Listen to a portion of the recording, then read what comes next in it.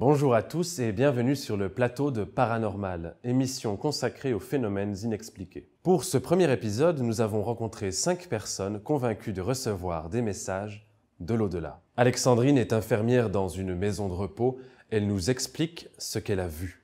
Je m'appelle Alexandrine, je suis infirmière et je travaille de nuit dans une maison de repos. Ça fait à peu près 20 ans que je travaille dans ce milieu. Je travaillais avec ma collègue aide-soignante. Au milieu de la nuit à peu près, nous avons un tour pour regarder si les pensionnaires vont bien, s'ils doivent être changés, le tour habituel, quoi. Et en passant le milieu du couloir, il y a une grande pièce qui sert un peu de salon. Et je regarde cette pièce et je vois quelqu'un assis dans le fauteuil, une dame, probablement d'un certain âge. Mais elle ne me disait rien du tout. Donc j'appelle ma collègue qui était un petit peu plus loin dans le couloir et je lui dis « Il y a quelqu'un de nouveau qui est arrivé au home, je ne suis pas au courant. Dans la remise, tu as entendu quelque chose que j'ai oublié ?» Elle me dit « Non ». Ma collègue intriguée fait demi-tour elle aussi. Elle vient à côté de moi et puis elle regarde. Elle me regarde, elle regarde la pièce. « Où ça ?» Je lui dis « Ben là, juste en face dans le fauteuil. » Elle a ses mains sur ses genoux, on dirait qu'elle attend quelqu'un. Elle me regarde, elle change de couleur. Elle me dit « Tu sais… il n'y a personne dans le fauteuil, là. » Ça paraît un peu bizarre, mais c'est peut-être une pensionnaire. Donc elle me dit, moi je t'assure, je ne vois personne dans le fauteuil.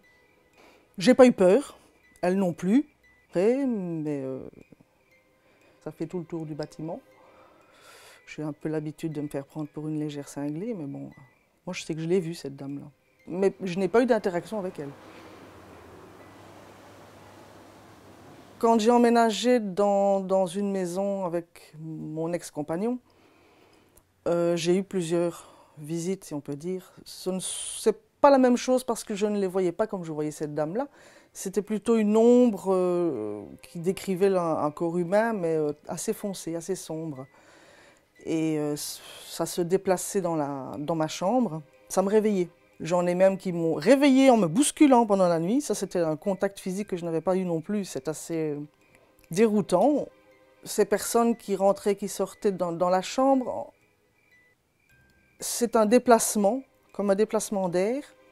Mais ce qu'il y a de plus flagrant, c'est l'effet froid. J'ai vu 3 ombres.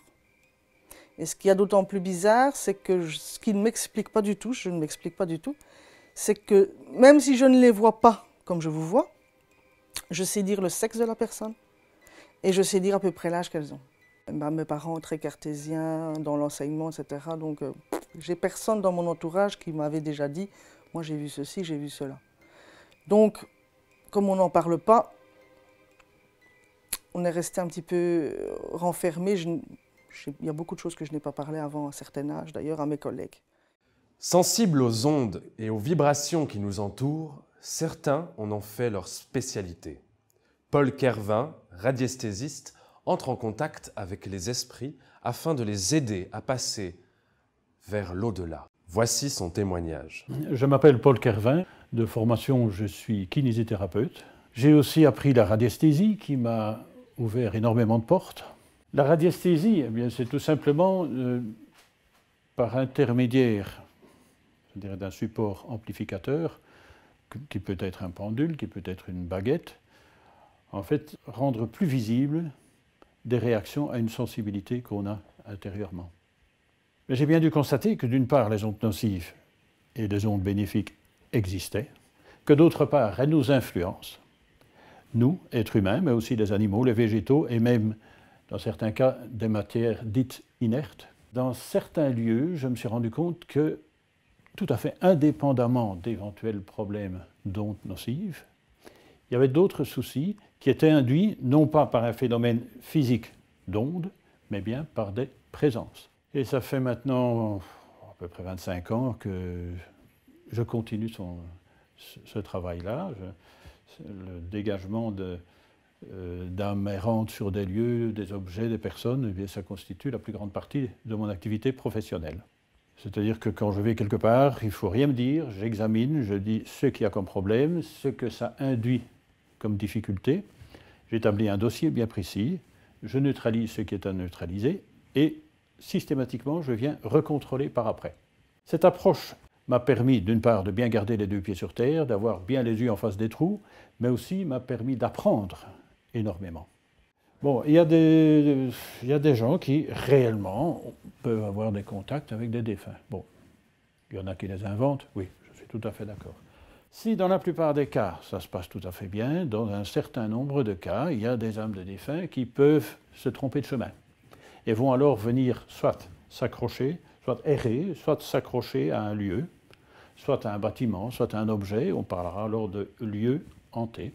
Alors, mon rôle, ma tâche à ce niveau-là, c'est justement donner le petit coup de pouce énergétique et spirituel qu'il faut pour que ces présences, pour que ces âmes puissent quitter cette dimension d'espace-temps-matière où elles sont restées plus ou moins accrochées, pour aller totalement vers l'autre dimension.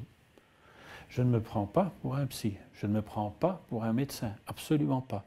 Mais je pense qu'il y a là quelque chose qui peut aider aussi. Je travaille en collaboration avec divers thérapeutes, médecins, ostéos, kinés, infirmières et tout ça, mais toujours ça se fait de façon très discrète et ce serait quand même assez génial de pouvoir avoir, je dirais, des études un petit peu plus complètes à ce niveau-là. Ça mettrait aussi en valeur l'importance, par exemple, de la préparation au décès. Ça m'a amené quelque chose que je sais vraiment très, très positif. Une ouverture à beaucoup plus de tolérance. Et puis après tout, je crois qu'il ne faut pas trop se poser de questions. Hein. De toute façon, qu'est-ce qu'on sait? Oui, ce qu'on voit. Mais on voit à travers deux tout petits trous comme ça. Et on veut juger le monde entier à travers deux petits trous d'épingle. C'est un peu facile, quoi. Brigitte et Maria sont persuadées que leurs maris sont toujours auprès d'elles et les guident dans leurs choix quotidiens. Elisa, la fille de Maria, nous explique également son expérience personnelle avec ces phénomènes. Je m'appelle Elisa Antico, j'ai 20 ans. Je fais des études en logopédie en 3e bac. C'est un peu rigolo, mais on a eu un cours où le prof nous disait, voilà, il nous mettait une petite phrase. Et la phrase c'était « Il y a des crocodiles dans l'univers qui mangent des enfants ». Alors il nous demande « Qu'est-ce que vous en pensez ?» Nous on dit « C'est pas vrai, non, non ». Mais on ne sait pas au final, parce qu'on n'a jamais été plus loin que l'univers. Donc on ne sait pas ce qui se passe au-delà. Donc c'est pas scientifique, parce qu'on n'a pas de preuves. J'ai perdu mon mari le 21 mars 2013. 3 mois plus tard, ma fille m'a proposé pour un peu remonter la pente, de m'offrir un voyage au Maroc.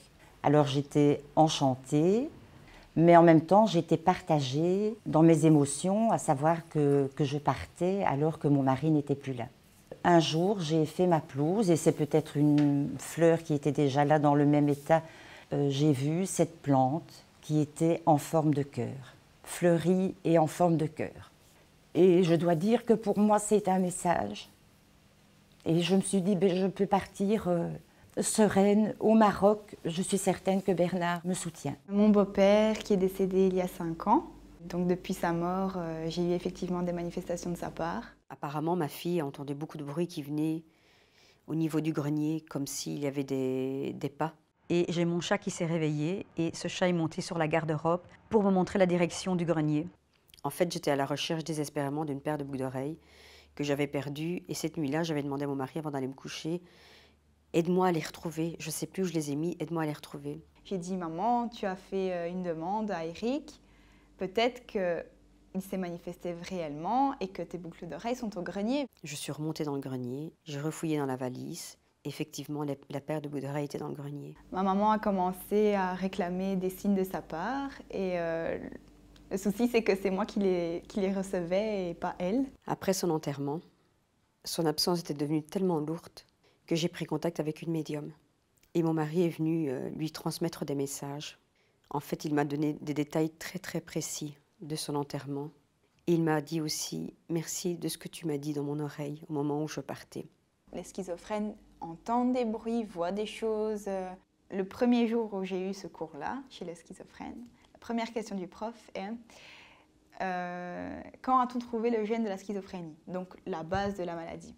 Tout le monde dit des années, etc. Et puis il nous dit on ne sait pas, on n'a jamais su. Je suis certaine qu'il reste une connexion entre mon mari et moi, malgré qu'il n'est plus là.